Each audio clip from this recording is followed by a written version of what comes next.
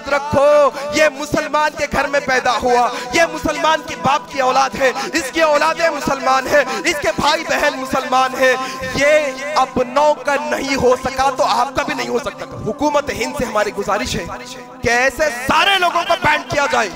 جو دوسرے مذہب کا مذاق اڑاتے ہیں، دوسرے مذہب کی معزز شخصیات کا مذاق اڑاتے ہیں، توہین کرتے ہیں، ایسے لوگوں کو بین کیا جانا چاہیے۔ جو لوگ یہ ملعون اور بدماش کو پناہ دے رہے ہیں ان کو اور ہندوستان کی حکومت کو ہم یہ گزارش کر رہے ہیں۔ کیا گزارش یہ کہ اگر حکومت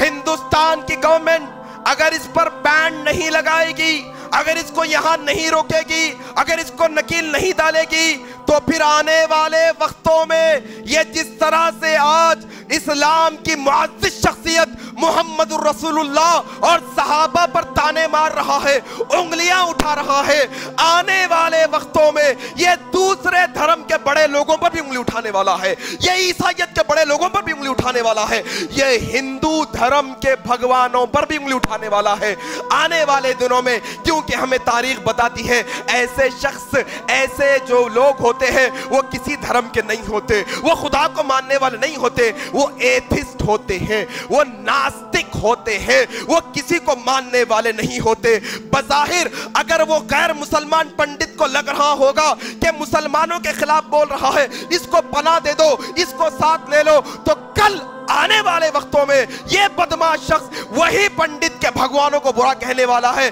کیونکہ تاریخ سے پہلے ہم نے ایک شخص کو ایسا دیکھا ہے جس کا نام سلمان رشدی ہے۔ جب یہ غیر مسلمانوں کے خلاف بھونکنا، جب وہ اسلام کے خلاف بھونکنا شروع کیا، اس کو بہت لوگوں نے مدعو کیا، بہت لوگوں نے پناہ دی، آؤ آؤ، ہندوستان میں اس کو بڑھاوا دیا گیا، لیکن جیسے ہی اس نے غیر مسلمانوں کے بھگوانوں پر انگلی اٹھائی تب ان کو عقل آئی، جب اس کو یہاں سے ہکالا گیا۔ تسلیمہ نسرین کا یہی معاملہ ہے، وہ غائب ہے۔ پھر تاریخ فتح کا مسئلہ یہی ہے، یہ وہ لوگ ہیں جو کسی کے دھرم کو ماننے والے نہیں ہیں، اور میں وہ پنڈت سے کہنا چاہوں گا جو اس کو پناہ دے رہا ہے، یاد رکھو یہ مسلمان کے گھر میں پیدا ہوا، یہ مسلمان کی باپ کی اولاد ہے، اس کی اولادیں مسلمان ہیں، اس کے بھائی بہن مسلمان ہیں، یہ اپنوں کا نہیں ہو سکا تو آپ کا بھی نہیں ہو سکتا کبھی بھی۔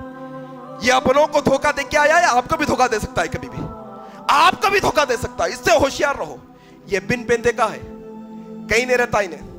ادھر کہے تو ادھر، ادھر بات نہیں مانی تو ادھر آ جاتا، ادھر بات نہیں مانے تو ادھر آ جاتا، ادھر پیسہ نہیں ملا تو ادھر آ جاتا، ادھر پیسہ ملا، یہ مسئلہ ہے اس کا۔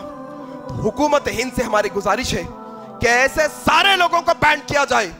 جو دوسرے مذہب کا مذاق اڑاتے ہیں، دوسرے مذہب کی معزز شخصیات کا مذاق اڑاتے ہیں، توہین کرتے ہیں، ایسے لوگوں کو بین کیا جانا چاہیے، ان کو ملک سے نکال دیا جانا چاہیے، ملک میں رہنے کا کوئی حق نہیں ہے ان کو۔ کیوں؟ ہم سیکولر ملک میں رہتے ہیں، یہاں سب مذہب کے ماننے والے مل جل کر رہتے ہیں، کسی کوئی ایک دوسرے کے مذہب پر انگلی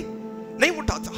رب اشرح لي صدري ويسر لي أمري واحلل عقدة من لساني يفقه قولي رب اشرح لي صدري ويسر لي أمري واحلل عقدة من لساني يفقه قولي